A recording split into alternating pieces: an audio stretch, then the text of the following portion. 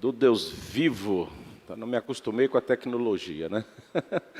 Vou repetir. Graça e paz, Igreja do Deus vivo. Domingo, 17 de janeiro de 2021. Estamos caminhando. Graças a Deus, né?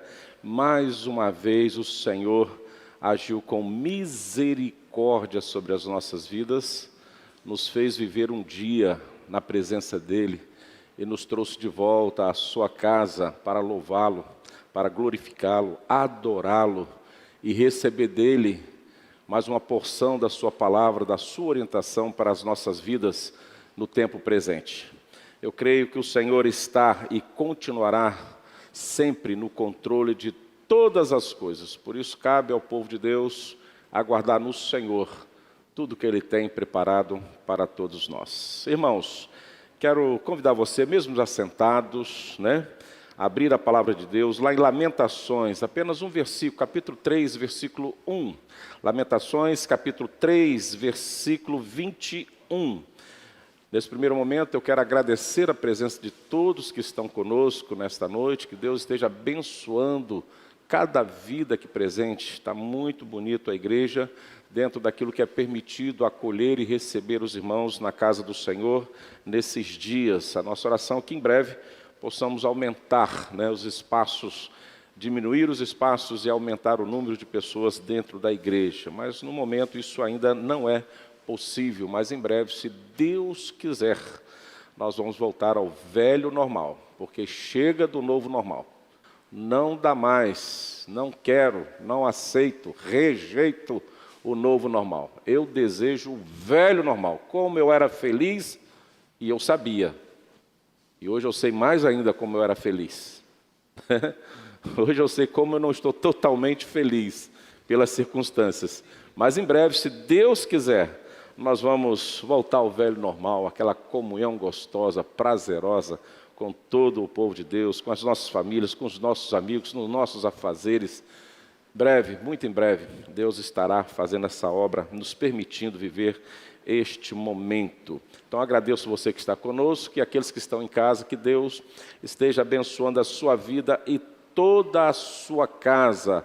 Aos irmãos das nossas congregações que estão aqui, as congregações que estão nesse momento em trabalho, como Marilândia, aí também Alvorada, que Deus esteja abençoando todo o corpo de Cristo na face da terra, em especial aqui da Igreja Presbiteriana da Glória. Irmãos, Lamentações 3, 21, todos nós juntos, numa só voz, vamos ler? Quero trazer à memória o que me pode dar esperança. Mais uma vez, quero trazer à memória o que me pode dar esperança. Este é um finalzinho da oração do profeta Jeremias, né, o profeta das lamentações. Algumas pessoas até apelam demais em colocar algum apelido a Jeremias, dizendo que ele era o profeta chorão. Mas, na realidade, ele é o profeta do lamento. Ele lamentava todas as coisas, e principalmente o efeito do pecado sobre o povo de Deus e a situação, as circunstâncias pelas quais este pecado provocou dentro da casa de Deus, dentro do povo de Deus, na cidade do povo de Deus. O capítulo 3 até o versículo 21, nós vamos perceber que o povo é convidado por Jeremias a reconhecer o seu pecado. O povo é convidado a reconhecer o seu pecado. Pecado este que levou assolações à cidade de Deus, à casa de Deus e ao povo de Deus. É um lamento, é um choro, mas também é um reconhecimento que nós muitas vezes fugimos da presença de Deus. Ao invés de nós avançarmos para a presença de Deus, nós recuamos. E muitas vezes não precisamos ter tempos difíceis para fugir da presença de Deus e fazermos coisas que não agradam a Deus. Não precisamos disso. Nós reconhecemos na história bíblica que muitas vezes, mesmo em situação de dificuldade, o povo de Deus murmurava, o povo de Deus fugia da presença de Deus, não vivia uma santificação, uma total dependência das coisas de Deus. Deveria ser o contrário, irmãos. Tempos difíceis deveria ser uma mola propulsora de nos lançar aos pés de Cristo todos os dias, de nos levar à presença de Deus, à palavra de Deus, todos os dias. Mas nem todos têm este comportamento e muitas vezes, quando nós caímos em situações difíceis, a decisão mais fácil é abandonar todas as coisas. Aquele adágio bíblico, volta a porca lavada à lama. Queremos voltar à sujeira da vida, porque talvez, como alguns pensam e têm no seu coração, e ficam e criam um comportamento de estar decepcionado ou não aceitar o momento pelo qual Deus tem permitido vivenciar. E é por isso que o povo cai em algo extremamente difícil da sua história. E é por isso que muitas vezes nós também caímos em situações extremamente difíceis. Ao invés de estarmos mais próximos de Deus, em confiar em Deus e aguardar em Deus, conforme a palavra de Deus nos orienta, nós fugimos da presença de Deus. Então Jeremias chega neste momento, convida o povo a reconhecer os seus pecados, e no versículo 21 ele diz: quero trazer à memória o que me pode dar esperança. Ele busca em si mesmo, no seu coração, aquilo que poderia fazer com que a esperança retornasse, fosse acesa por Deus, por aquilo que ele pensou em tudo que o Senhor Deus já tinha feito por ele. Eu costumo dizer, irmãos, que quando estamos em situação difícil, o meu primeiro pensamento é no primeiro versículo bíblico que eu conheço. Gênesis 1, versículo 1. Quando eu caio em situações extremas, eu lembro deste versículo em primeiro lugar. Eu lembro que Deus criou o céu e a terra. Isso vem como alento no meu coração a saber que Deus, de tudo isso que estamos visualizando, é de Deus. Foi Ele que fez. Ele tem conhecimento de todas as coisas. Começa aí o Deus Criador. E é o Deus que tem o seu povo em suas mãos. Então, mesmo que as coisas estejam difíceis, eu tenho o Deus Criador sempre muito próximo de mim, muito próximo da minha vida, da minha situação.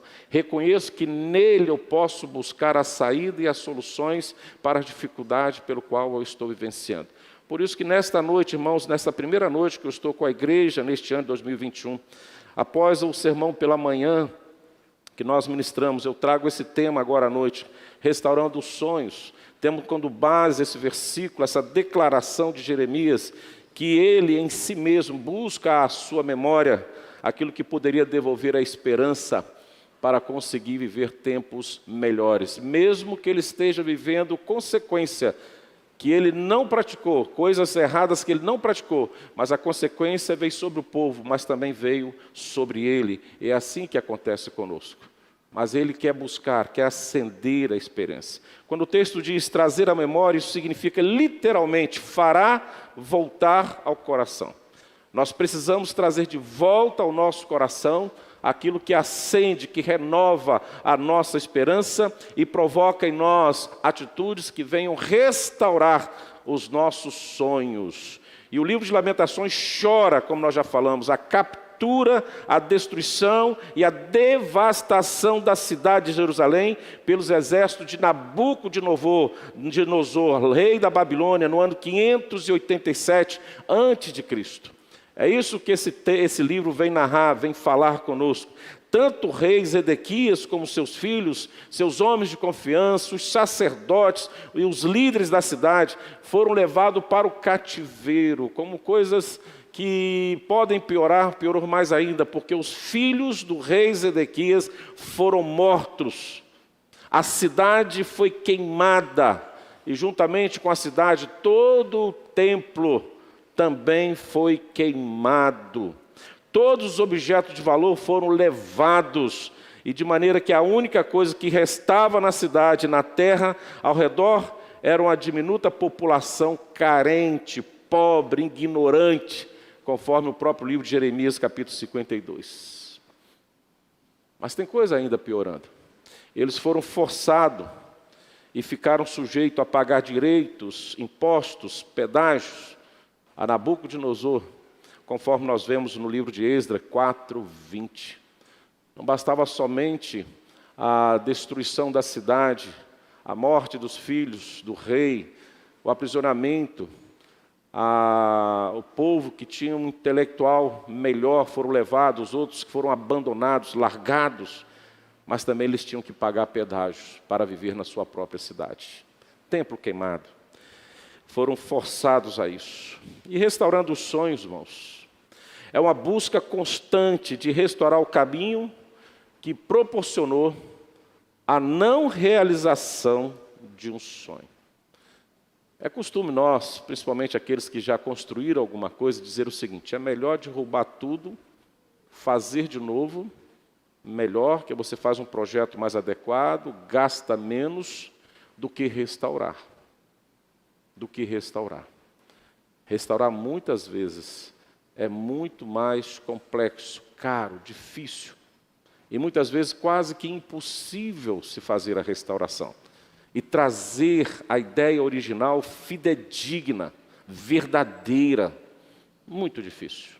Por isso que restaurar os sonhos é uma busca constante de restaurar o caminho que proporcionou a não realização de um sonho. E é por isso que Jeremias está olhando para dentro de si mesmo, trazendo à memória aquilo que poderia lhe dar esperança, para ver aonde o povo errou, como errou, em que caminho ele andou, que não deu certo, para trazê-los de volta a uma caminhada que pudesse fazer com que os seus sonhos fossem realizados e os caminhos assim restaurados. Então, restaurando os sonhos é uma busca constante de caminhar em busca de realizações de um sonho possível aos nossos olhos e também possível diante da vontade de Deus, do desejo de Deus em realizar esse sonho para as nossas vidas.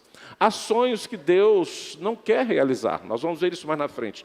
E há sonhos que muitas vezes você não sonhou e que Deus colocou no seu caminho e aconteceu. Há pessoas que fazem declarações de suas vidas que falavam assim: eu nunca pensei em ter essa profissão, mas fui vivendo e quando vi, já estava tão envolvido que hoje eu sou esse profissional. Há pessoas que dizem que nunca pensou em casar com a pessoa que está casada e de repente algo aconteceu e se deu em casamento e estão juntos até hoje. Há sonhos que não precisamos pedir, mas que Deus realiza por vontade própria. Ninguém melhor do que Deus para entender e compreender a nossa realidade, a nossa vida e a nossa necessidade, e o que o povo de Deus precisa receber da parte dele para viver em tempos difíceis. Deus sabe disso e Ele providencia. Não é à toa que muitas vezes eu fico pensando no que a palavra de Deus diz, que antes de eu orar, antes da palavra chegar na minha boca, Deus já sabe o que eu vou falar, Deus já sabe o que eu vou pedir. Quando eu percebo na palavra de Deus que Deus conhece toda a minha necessidade e Ele está pronto a fornecer tudo que é necessário para a nossa existência. Restaurar sonho, irmãos, é colocar sempre os nossos objetivos nas mãos de Deus. E como Jesus, mesmo diante de uma situação extremamente difícil, Pai, passa de mim esse cálice, aquele cálice era o sonho do Pai, e Ele pede, passa de mim esse cálice, mas no final Ele termina assim: seja feita a tua vontade e não a minha. Os sonhos colocados diante de Deus precisam também terminar diante dessa certeza, dessa fé, que a vontade de Deus, que é essencial para a nossa existência, aí nós estamos caminhando diante de um caminho que verdadeiramente está sendo restaurado para que possamos atingir tempos melhores em nossas vidas.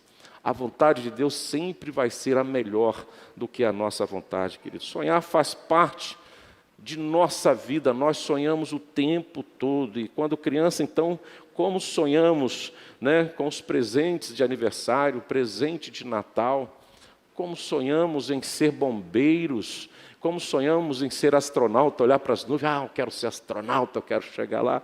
Cada sonho que temos, olha a profissão do pai, também quero ser a profissão do pai, cada sonhos tremendos. E eu separei uns sonhos que eu tinha quando criança, e eu falo assim: se você teve esse sonho também igual a mim, você é do grupo de risco, você precisa entrar na fila da vacina que está chegando, tá bom? É do meu tempo, não é do tempo da garotada hoje. Hoje é outra coisa. Sonhos de hoje é outra coisa. Eu sonhava muito numa bicicleta, eu já contei essa história para os irmãos, e não tinha uma bicicleta. Eu sonhava muito com a bola só chegava no Natal, e não durava nem até o Carnaval, já furava. Sonhava com os presentes, sonhava com um passeio de final de semana, que era um passeio no primeiro semestre e um passeio no segundo semestre. Eram essas as nossas condições. E muitas vezes recebíamos uma muda de roupa por ano no Natal para ir na igreja, no culto de Natal. E é aquela roupa que seria para o casamento, para outras festas que porventura fôssemos convidados. Tantos sonhos simples, pequenos, para a minha realidade na época. E mesmo assim, nenhum deles era realizado quando eu tanto precisava e queria. Mas eu quero te dizer que esses sonhos em nenhum momento me levou a ser magoado com os meus pais. Pelo contrário, me fez aproximar deles. E me fez olhar hoje para os meus filhos com um olhar diferente. E hoje eu fico pensando quantos sonhos realizamos dos nossos filhos para nossos filhos. E eu pergunto, quantos sonhos nós estamos realizando e pedindo a Deus, Deus, eu posso realizar? Esse sonho será para a bênção deles, para a vida deles, para a alegria deles. Eu posso fazer isso por eles, eu posso comprar isso para eles, eu posso incentivá-los nesse curso que eles estão querendo, eu posso caminhar com os sonhos deles, Senhor. Porque se o meu sonho eu preciso colocar diante de Deus, para que Deus possa restaurar os caminhos pelos quais eu não caminhei e não consegui realizá-los, agora eu preciso colocá-los diante do Senhor. Então o sonho dos meus filhos eu também preciso colocar diante de Deus, para que Deus possa fazer com eles algo melhor do que fez comigo, quando eu caminhei por caminhos que não me levaram a realizar os meus sonhos. E agora eu preciso restaurar esses caminhos para que eu possa conseguir os meus sonhos e trazer de volta ao meu coração aquilo que vai me encher de esperança e continuar caminhando, né? Porém, muitas vezes, não sujeitamos aos nossos sonhos, como nós falamos, à vontade de Deus. Então, restaurando os sonhos, irmãos, eu poderia trazer aqui uma série de textos de vários livros de ajuda, de autoajuda, da psicologia, da sociologia, né? De vários profissionais que estão aí, bons, cristãos e não cristãos, que vão te recomendar várias atitudes e comportamentos para que os seus sonhos sejam restaurados e você possa atingir os seus objetivos, restaurar os caminhos pelos quais você andou e não deu certo, e retornar e agora caminhar, restaurando, para que você possa chegar nos seus objetivos e ter os seus sonhos. Mas eu prefiro trazer à nossa memória o que a palavra de Deus diz. Se você tem um livro de cabeceira que não seja a Bíblia, de nada servem os outros livros que estão ao seu lado. Por mais cristão que seja o escritor daquele livro, por mais perfeito aos nossos olhos que ele seja que escreveu, não vai jamais substituir o que a Bíblia diz, o que a Bíblia fala. A Bíblia precisa ser o primeiro livro de cabeceira, primeiro livro do coração, primeiro livro da mente. Eu acho muito interessante pessoas citarem autores e autores e autores, textos e textos, livros e livros, e não conseguem citar uma referência bíblica para o assunto em pauta. E se você buscar na Bíblia, você vai ter referência bíblica para todo e qualquer assunto que por acaso você esteja discutindo em algum momento da sua vida, em um grupo de trabalho, de estudo, seja lá o que for. Porque muitas vezes negamos em definir para as pessoas o que a palavra de Deus fala sobre os assuntos. Talvez esse caminho também precisa ser restaurado nas nossas vidas. Termos encorajamento, sermos encorajados a citar mais a Bíblia e viver mais pela Bíblia do que pelos conselhos de homens pecadores semelhante a mim e semelhante a você em todo o tempo. Então eu prefiro falar da Bíblia. O primeiro exemplo de restauração dos sonhos que eu trago à nossa memória hoje é o do Salmo, é do rei Davi, homem segundo o coração de Deus, homem que viveu assim uma proximidade muito grande da nossa existência. Quando falamos do rei Davi, nós lembramos talvez muito mais do seu lado negativo do que o seu lado positivo. Eu quero te dizer que nós temos muito mais coisas positivas de Davi do que algo negativo. Ele foi extremamente semelhante a nós, homem pecador. Foi extremamente semelhante a nós, não foi perfeito. Foi semelhante a nós, carente da graça e da misericórdia de Deus. Mas era um homem que percebia o seu erro e percebia que ele precisava buscar ao Senhor para ter o seu caminho restaurado, para que os seus sonhos fossem realizados. Por isso que ele é conhecido homem segundo o coração de Deus. E lá no Salmo 37, versículo 3 a 5, ele fala: confia no Senhor e faz o bem. habita na terra e alimenta-te da verdade, alimenta-se da palavra de Deus, alimenta-te de Jesus. Agrada-te do Senhor, esteja satisfeita com o seu Deus, com o nosso Deus, e Ele satisfará os desejos de quem? Do teu, do meu, do nosso coração. E Ele termina dizendo: entrega o teu caminho ao Senhor, mas entrega na confiança nele, e o mais Ele fará. Restaurando os sonhos passa por confiar exclusivamente em Deus, independente das suas habilidades, independente dos seus conhecimentos, independente da sua coragem. Confia no Senhor, e essa confiança te leva a ser uma pessoa boa, habitando nessa terra tão ruim que nós estamos vivenciando. Te leva a ser uma pessoa diferenciada. Isso é restaurar sonhos, é consertar os caminhos que nós andamos, que não agradaram a Deus, aonde faltou confiança absoluta no Senhor em algum momento da nossa existência. Ele fala: alimenta-te da verdade, somente a palavra de Deus é a verdade. É o único alimento que nós precisamos para caminhar e nos fortalecer e crer verdadeiramente que Deus tem o controle de todas as coisas e que tudo que Ele planejou, tudo que Ele prometeu verdadeiramente vai acontecer sobre as nossas vidas. E o meu sonho está baseado no projeto de Deus para a minha vida e não em outro projeto. Por isso que Ele fala: alimenta-te da verdade, conhecereis a verdade e a verdade vos libertará. Não fuja da verdade, não fuja da palavra. Agrada-te do Senhor. Fique satisfeito com o Senhor. Esteja feliz com o seu Deus, com o nosso Deus. E assim Ele satisfará os desejos do teu coração. Imagine quando nós nos deparamos com uma orientação bíblica assim: sede fiel no pouco e sobre o muito te colocarei. Que milagre é esse? Que mistério é esse? É mistério.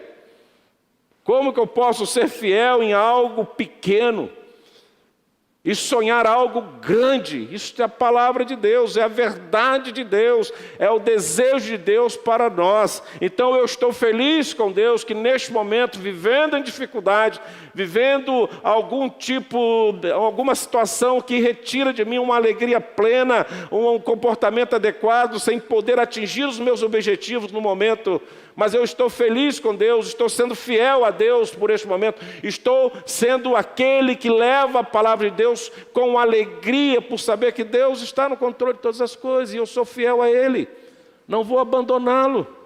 É o meu caminho para restaurar os meus sonhos, é através dEle, e eu aguardo o meu dia, o dia que o Senhor virá sobre a minha casa, sobre a minha vida, e vai restaurar os meus sonhos, e o pouco se tornará muito, e o muito me fará mais ainda fiel e zeloso para as coisas de Deus, porque o meu coração será extremamente grato em reconhecer que só por Ele, pelo seu grande amor para comigo, eu consegui realizar os meus sonhos, sair do pouco e chegar no muito. Confia nele, entrega o teu caminho, confia nele e deixa o resto acontecer. Tudo isso Ele fará para nós. Davi vivia desse jeito. Essa era a sua esperança. E eu quero crer, irmãos, que quando nós olhamos a história de Davi, não consta em nenhum registro bíblico que ele sonhou ser rei. Não consta em nenhum registro bíblico que ele sonhou lutar com gigantes. Não consta na palavra de Deus nenhuma profecia direcionada a Davi. Mas Deus sonhou com ele e por ele. E ele temia a Deus e sabia que andar com Deus era o melhor caminho para atingir os seus sonhos. Por isso ele sai de um pastoreio, pastor de ovelhas, para ser um grande rei de uma grande nação, servindo ao grande rei, nosso Senhor Deus, Criador de todas as coisas. Porque era um homem que tinha o seu coração entregue, Deus o conhecia perfeitamente. E dizia assim: neste eu posso confiar as coisas pequenas e as coisas grandes, porque Ele vai fazer da mesma forma, com o coração grato, feliz, glorificando o meu nome em suas atitudes e em sua vida. Também eu quero considerar o que Jesus falou. Depois de Davi, eu trago à nossa memória o início do Sermão do Monte, capítulo 6, quando o Senhor Jesus desafia uma mudança de comportamento aos seus discípulos. Era uma mudança extremamente de comportamentos que eles deveriam ter. As suas atitudes precisariam ser diferentes, seus gestos, comportamentos que agora seria extremamente diferente ao momento anterior, antes de Cristo, e a posterior a Cristo, todo um comportamento que o levaria a uma identidade que o lhe aproximaria da pessoa de Cristo.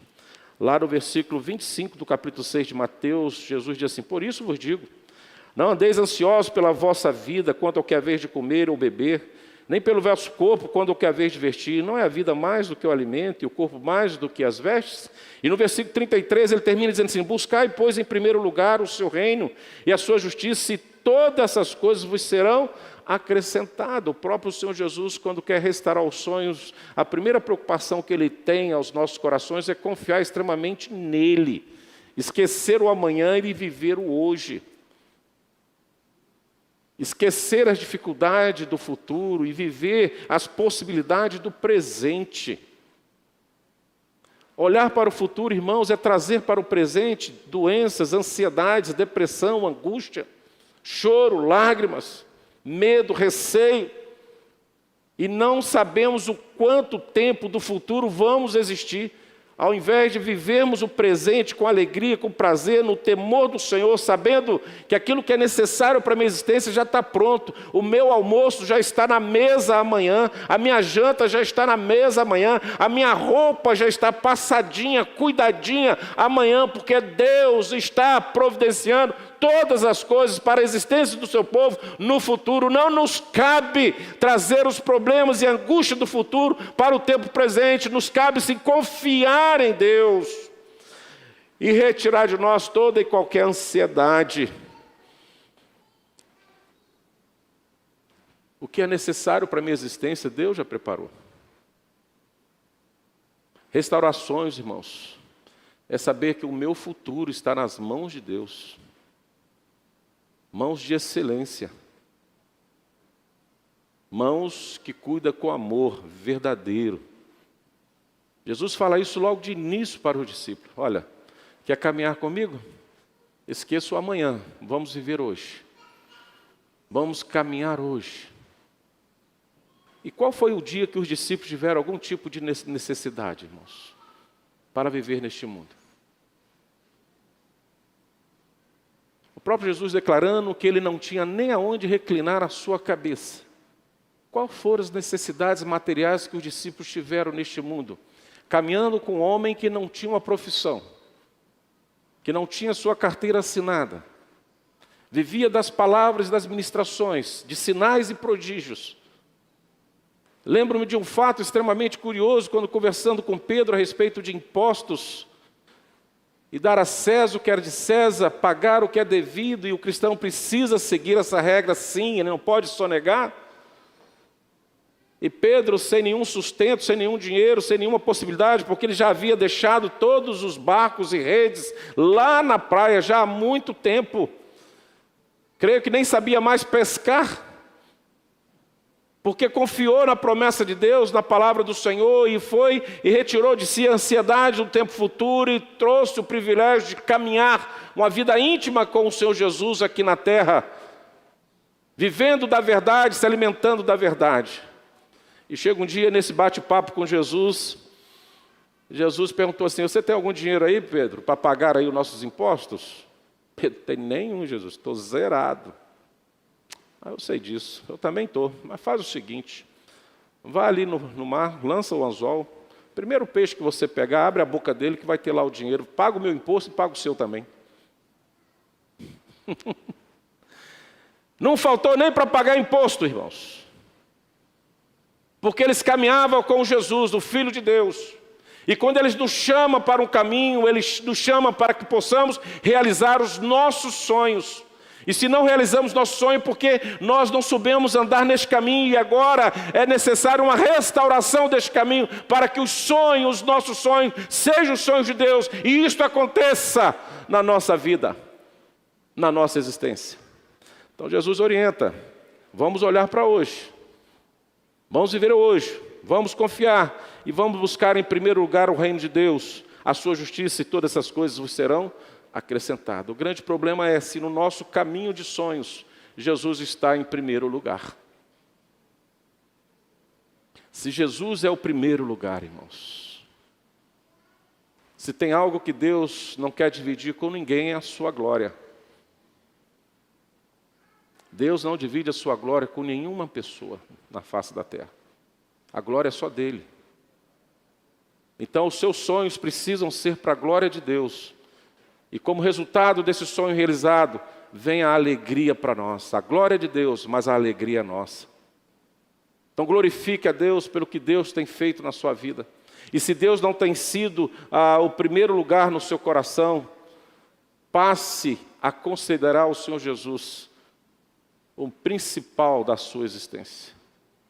Seja confidente dele em todo o tempo, em toda e qualquer situação.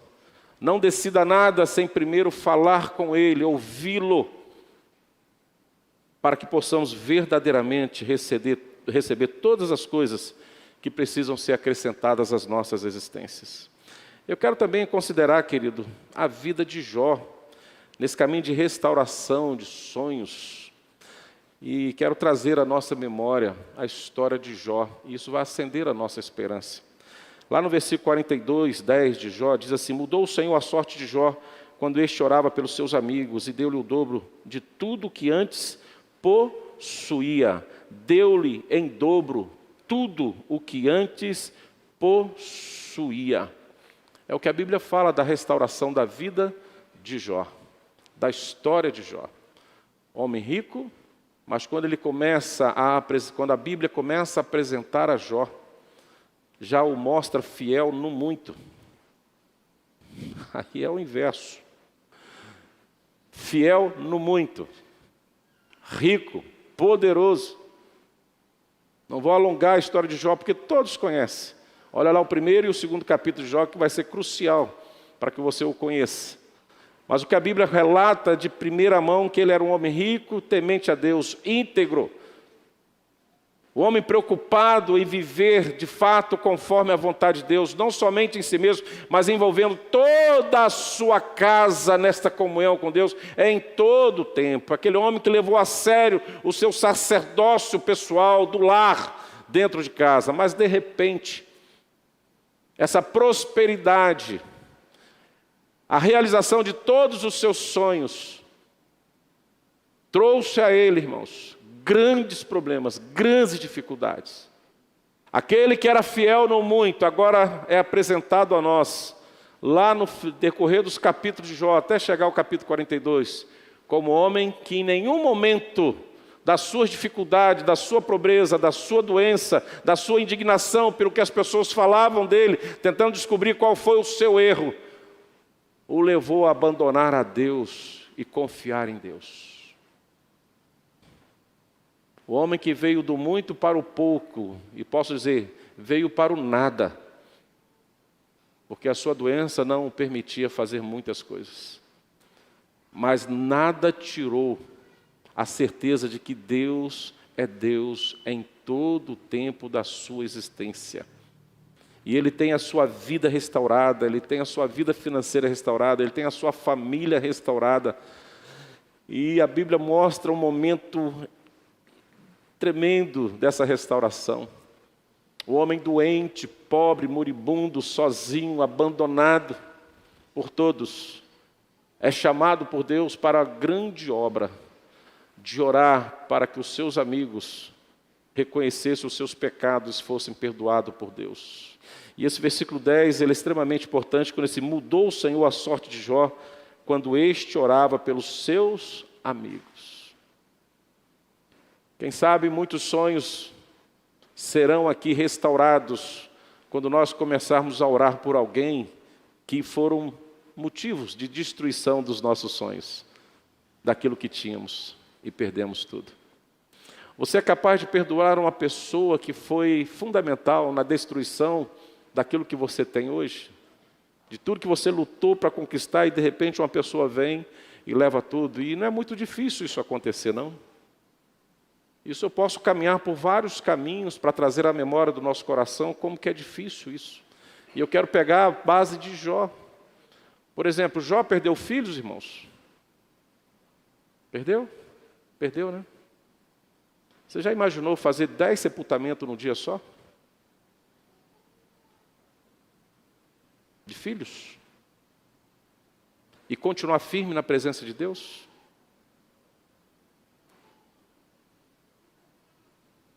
Não culpar Deus, mas se curvar diante de Deus.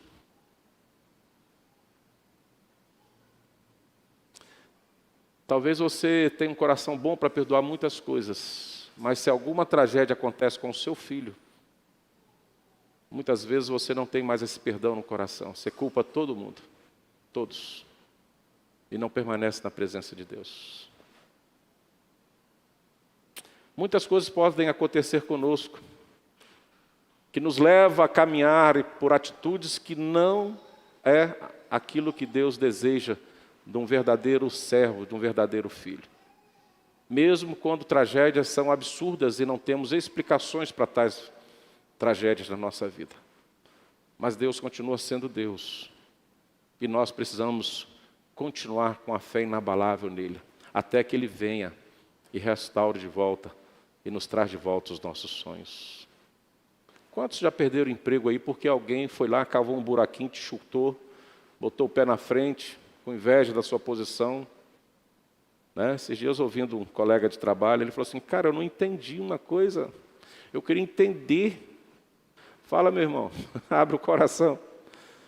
Eu fui lá na coordenadora com umas 3 colegas, dizendo que aquele colega está todo errado, está fazendo isso, isso, isso. As coordenadoras foram lá, bateram a foto do negócio, registraram perfeitamente, e depois quem pagou fui eu, como fofoqueiro.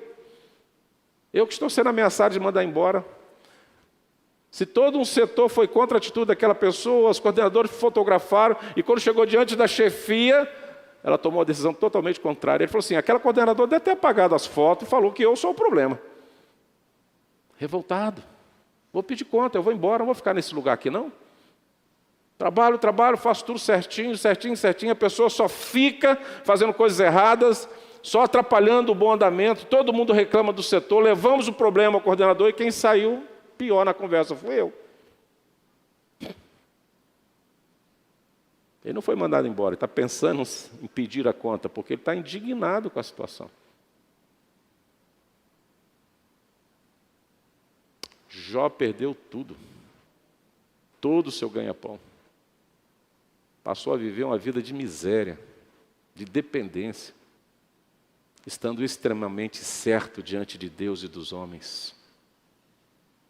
Aos meus olhos, que injustiça. Mas aos olhos de Jó, ele vê o favor de Deus em todo o momento da sua vida. Você perdoaria alguém que te prejudicou financeiramente, irmãos? Que levou anos de trabalho da sua vida para o buraco? E quando Jó ora, Deus muda a sua sorte, porque Jó não está com seu coração apontado como uma lança venenosa para nenhuma outra vida. O seu coração está apontado com a lança do amor, do perdão, para toda e qualquer pessoa que depende da sua bênção, da sua oração, daquilo que ele poderia fazer, e da única coisa que ele poderia fazer, tão doente, tão pobre, tão miserável na época, que era orar. Ele traz de volta ao seu coração o Deus Criador, o Deus que lhe deu a abundância e abundância, mas que permitiu cair numa situação que ele não sabe porquê, mas ele está firme neste amor para com Deus, e que Deus precisasse dele, ele não ia desistir. Então o seu sacerdócio no momento da riqueza era a mesma coisa, no momento da pobreza, da doença, do luto, era a mesma coisa. Deus é Deus para Jó, e ele sabia que ele poderia restaurar os seus sonhos em todo e qualquer tempo. Ele estava na total dependência de Deus. Restaurar sonhos, irmãos, é viver conforme a vontade de Deus na nossa vida, mesmo quando tudo pareça estar perdido diante dos nossos olhos. É contemplar a beleza de Deus, a bondade de Deus, a justiça de Deus, e perceber que somos de Deus, e somos úteis à obra de Deus e à vontade de Deus, independente da situação pela qual estamos vivendo na face da terra.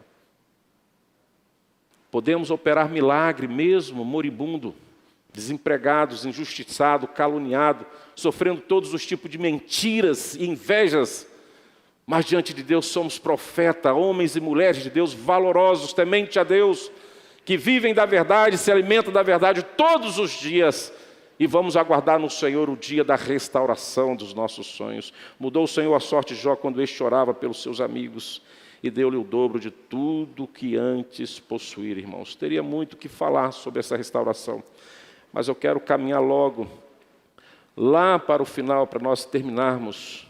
E eu vou pular hoje, vou ficar devendo 2 pedidos de homens tementes a Deus, que caminharam com Deus, mas pediram algo tão assim longe da vontade de Deus, que Deus não realizou. Depois eu confidencio com você quem foram esses 2 personagens, ou 3 personagens, para ficar mais certo.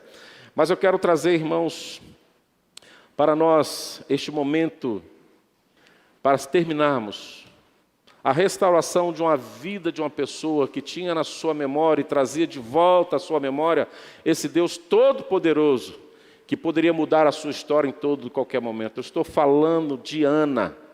O sonho de Ana era só dela. Só dela.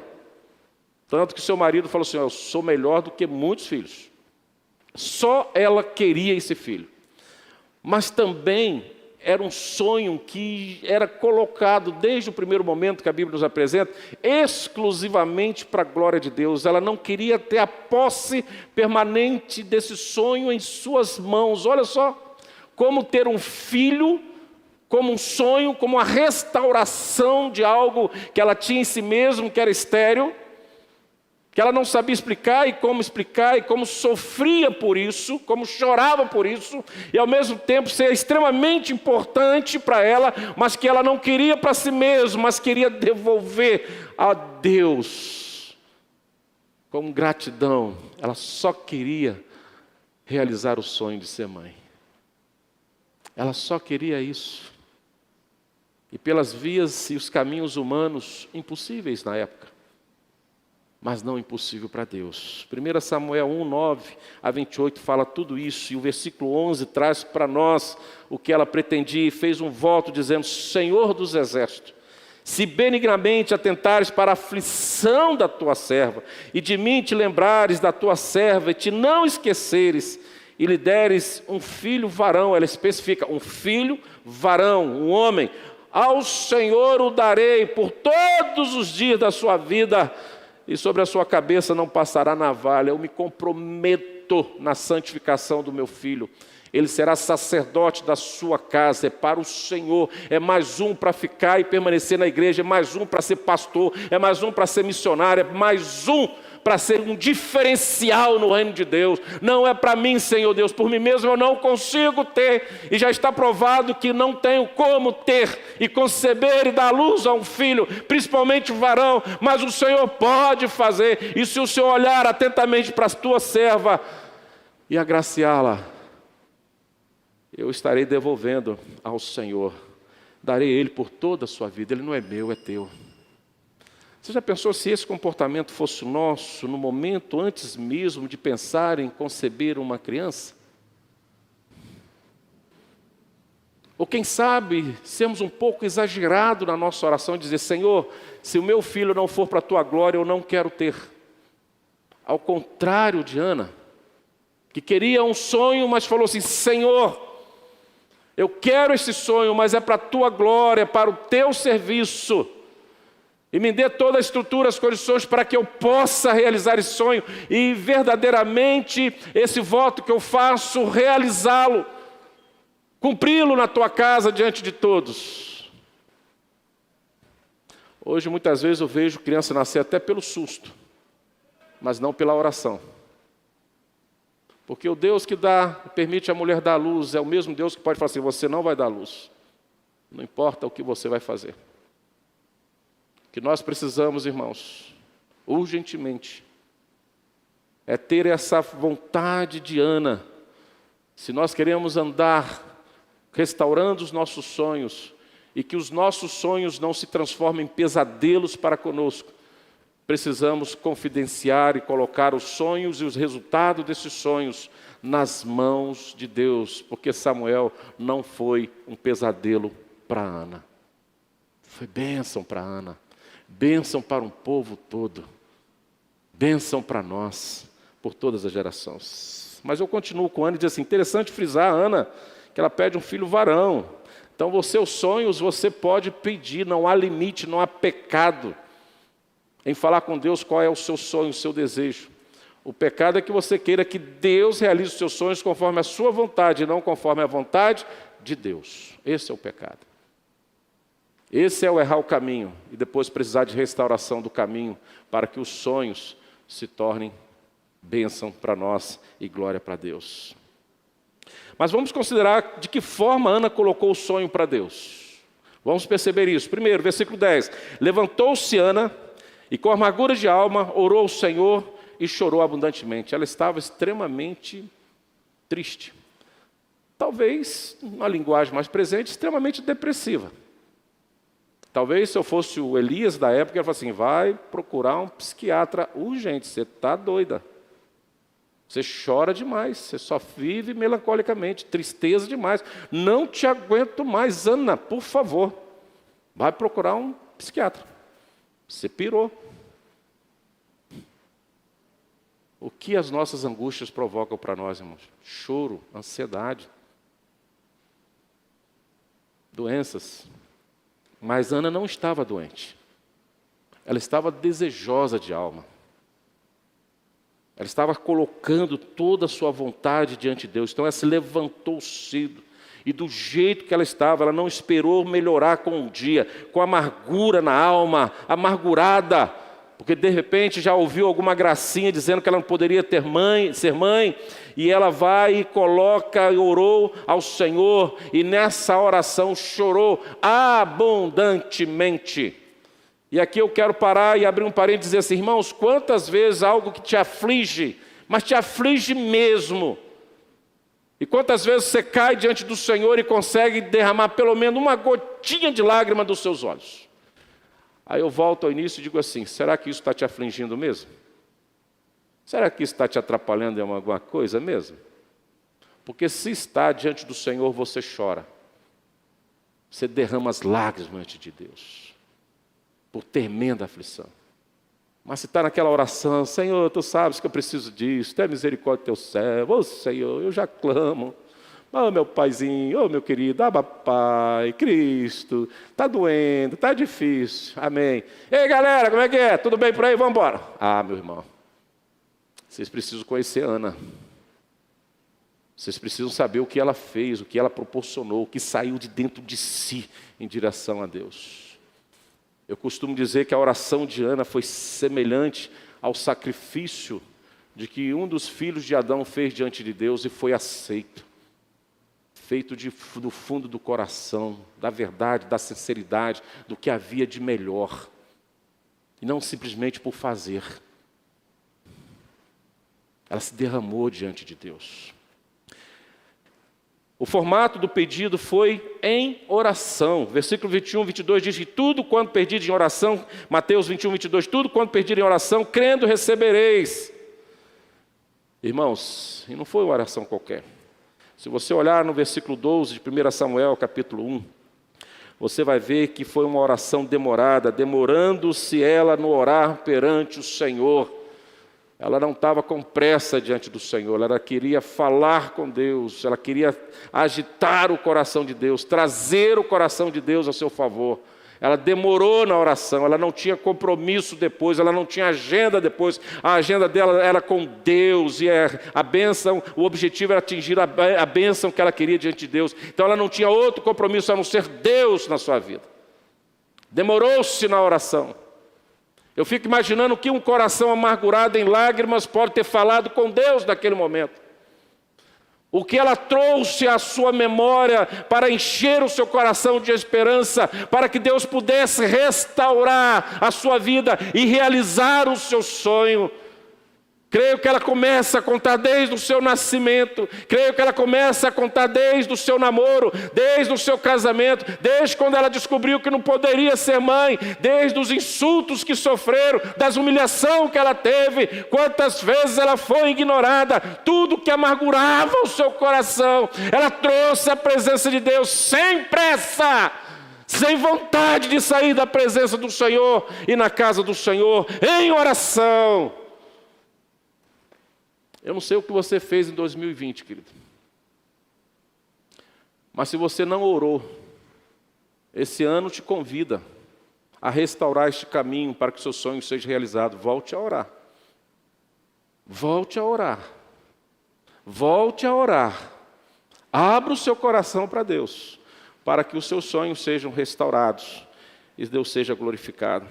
O sentimento era de total dependência de Deus, e o estágio dessa emoção era um coração extremamente quebrantado, em ruínas, diante do Senhor. O Salmo 147, versículo 3 diz assim: sara os de coração quebrantado. Significa coração bem quebrado. Deus sara. Se tinha um coração bem quebrado, era o coração de Ana. O coração de Ana. E qual foi o local dessa oração, queridos? Eu fico meio assustado, porque nós vamos fazer um ano de pandemia.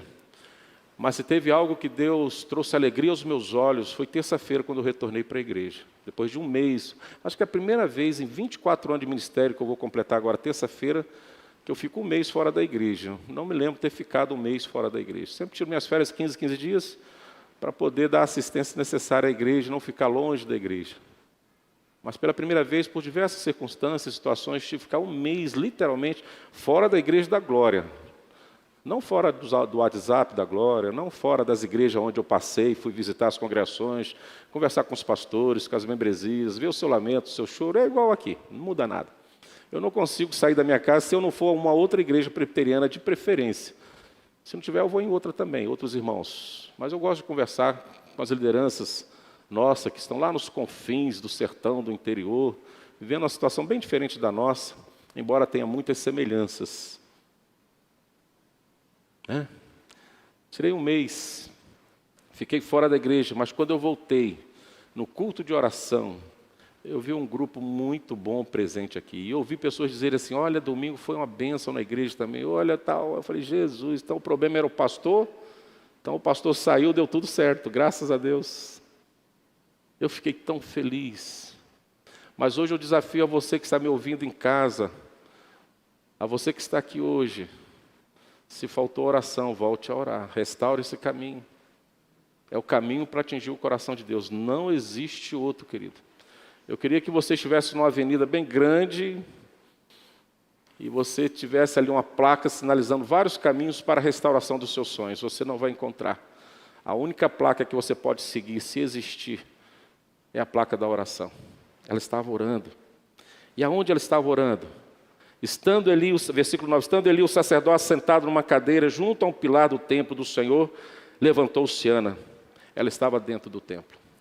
Irmãos, eu sou extremamente contra o pensamento da ausência do templo na vida cristã.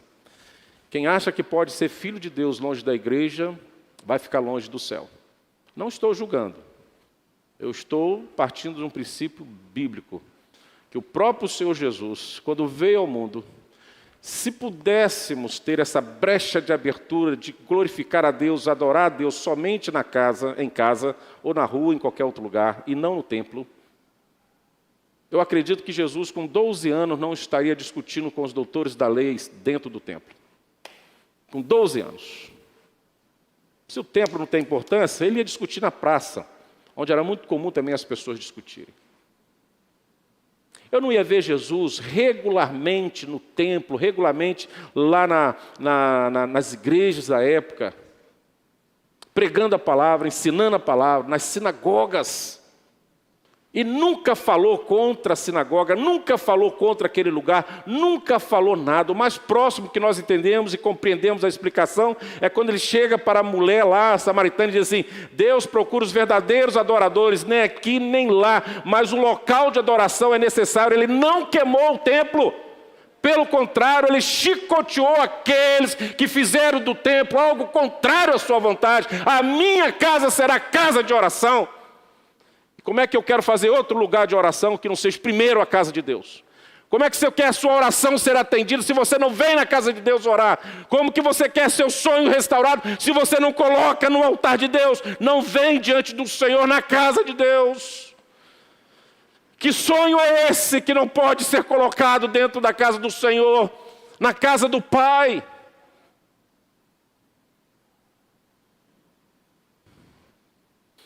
Se templo não fosse necessário, o Espírito Santo não impulsionava os apóstolos a pregarem em todos os cantos da terra e ali inaugurarem locais específicos de oração, as sinagogas.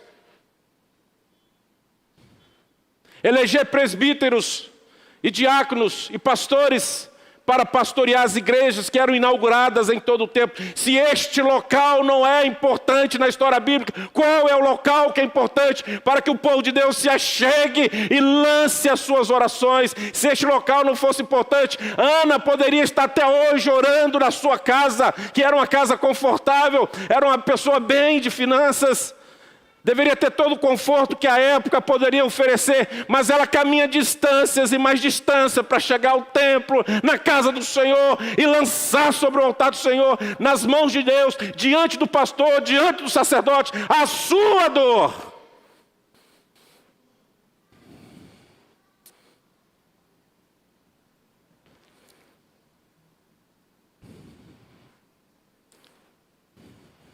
Pastor Arthur pregou primeiro domingo dele aqui, semana passada, se eu não me engano, sobre alegrei-me e me disseram, vamos à casa do Senhor. Ah, meu irmão. E ali diz assim, quando me convidaram, foi um convite. Quem foi convidado ficou feliz.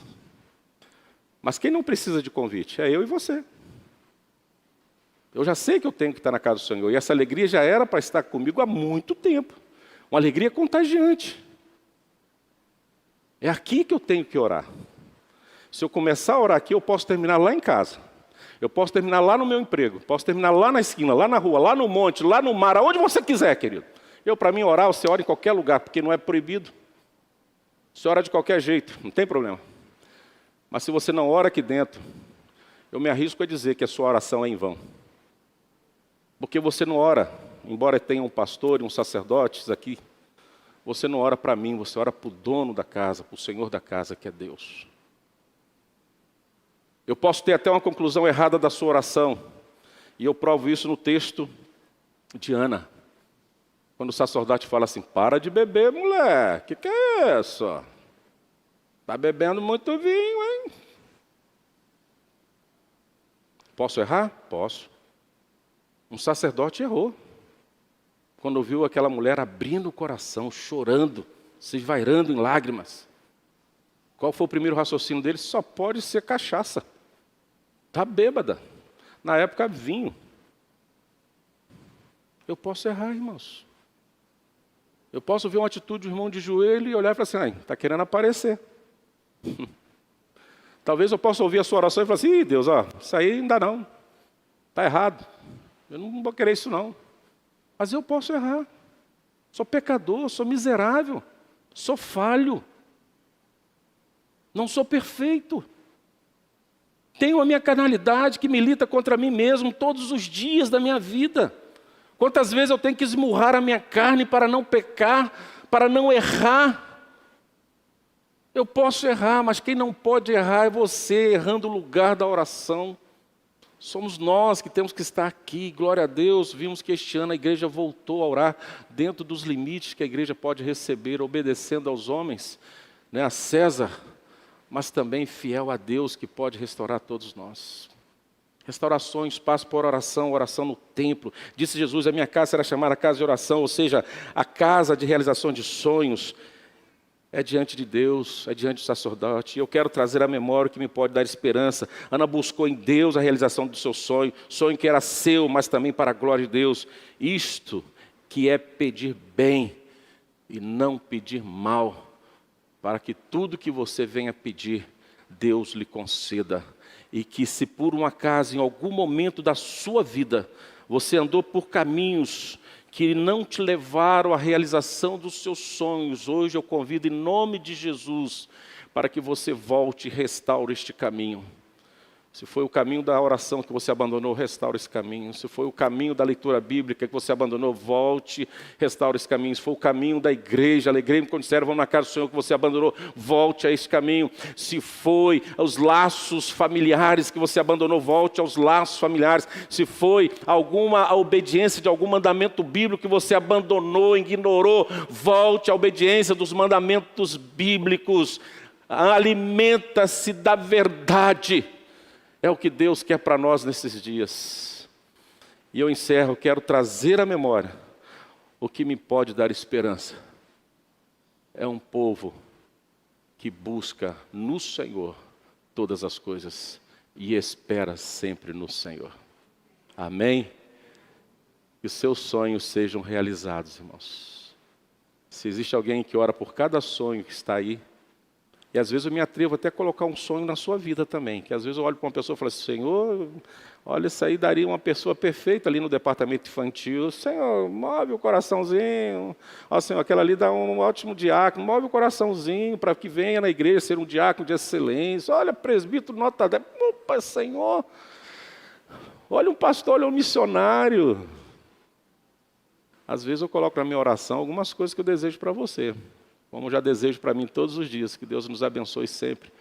E que eu continue sendo um pastor de Deus e não um pastor de homens. Um pastor que serve a vontade de Deus, que faz a vontade de Deus. Mesmo que muitas vezes isso o leve a caminhos tão difíceis, tão complexos, mas é o caminho que eu vou encontrar a Deus. E eu encerro dizendo, irmãos, eu não sei para onde este ano vai me levar, mas eu sei com Jesus aonde eu vou chegar. Amém? Vamos ficar de pé, vamos orar, consagrando os nossos elementos da ceia do Senhor. Eu vou dar alguns instantes para que você olhe para dentro de si mesmo. Lembre dos seus sonhos. Se você errou na escolha, e hoje aquilo que parecia ser sonho é um pesadelo, Deus pode restaurar, irmãos. Deus pode restaurar. Não há impossíveis para Deus. O impossível não pertence a Deus, pertence a nós. Já que você está no templo, está diante do Senhor, está junto com o povo de Deus, comece agora a pedir a restauração deste caminho. Comece agora, fale com Jesus, Ele quer te ouvir.